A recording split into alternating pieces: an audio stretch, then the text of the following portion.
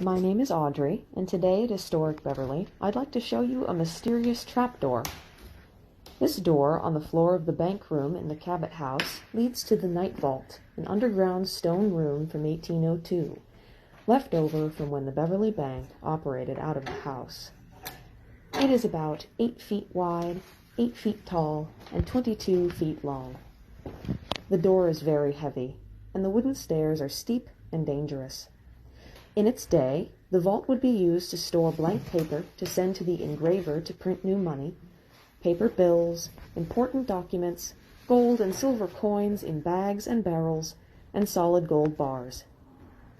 The day vault was created because climbing down into the night vault for every transaction was not very convenient.